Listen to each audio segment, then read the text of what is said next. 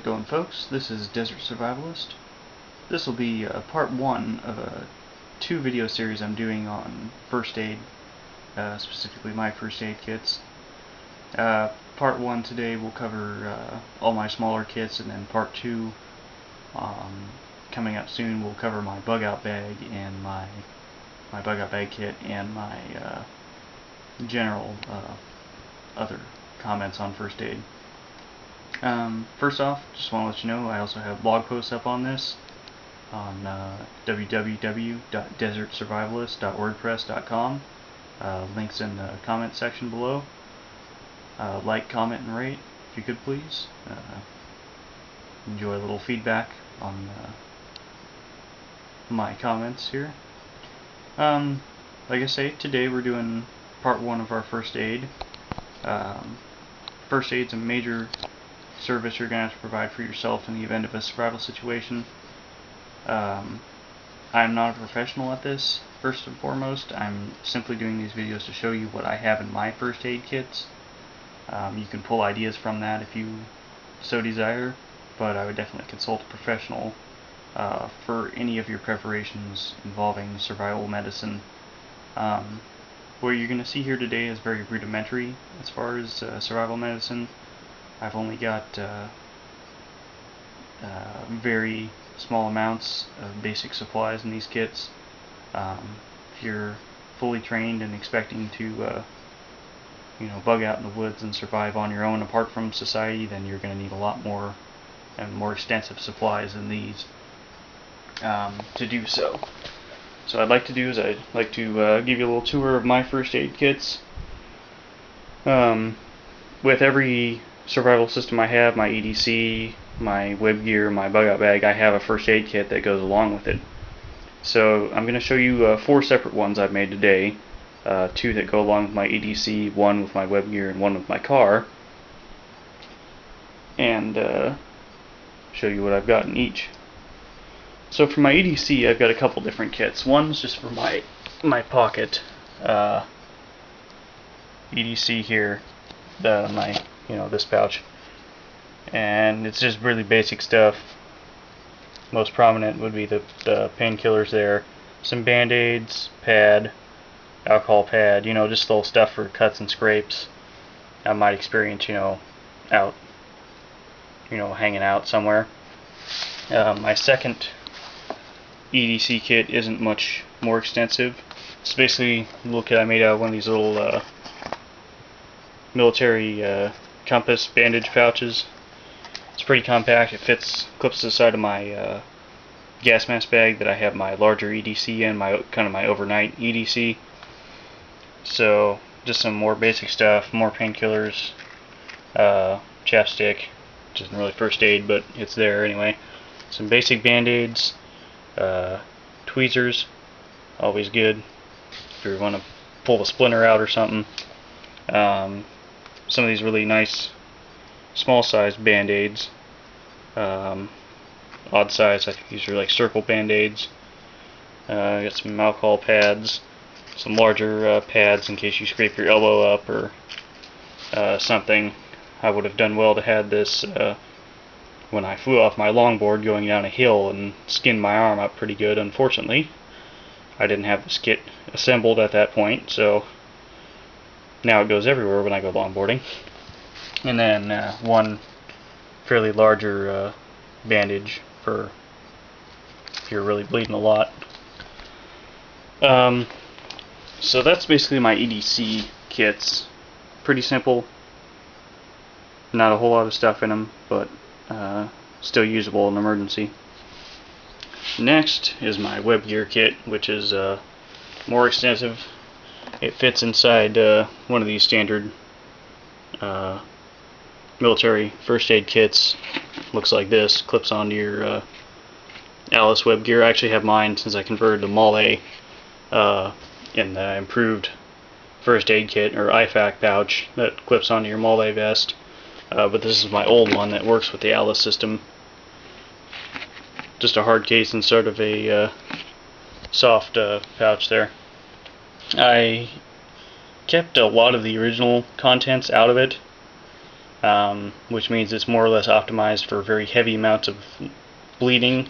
So I have a lot of large bandages. I have a 2x2 inch, 4x7 inch. I put this in triple antibiotic ointment. Have my metal splint, which helps you out if you break something, you need to brace your arm or something like that. Also, I have my snake bite kit. Basically works on a suction principle to pull venom out. It's got a blade and the instructions down in there, and a tie off for tying the limb off. Heard mixed reviews on the snake bite kits. I keep it there just in case, but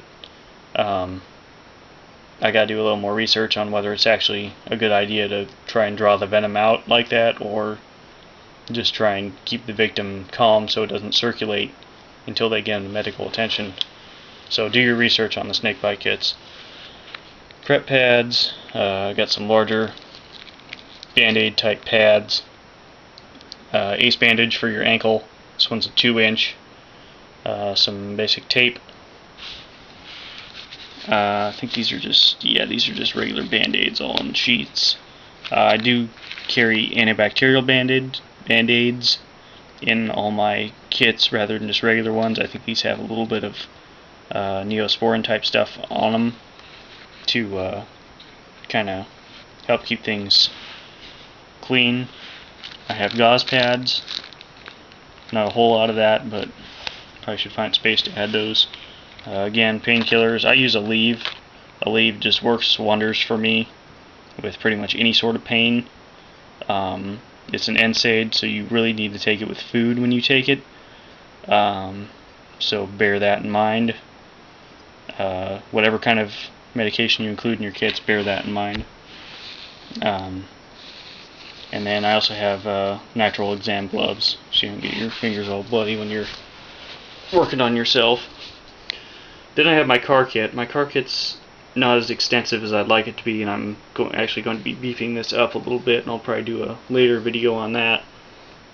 Just an old first aid kit that I found in one of my old cars and used.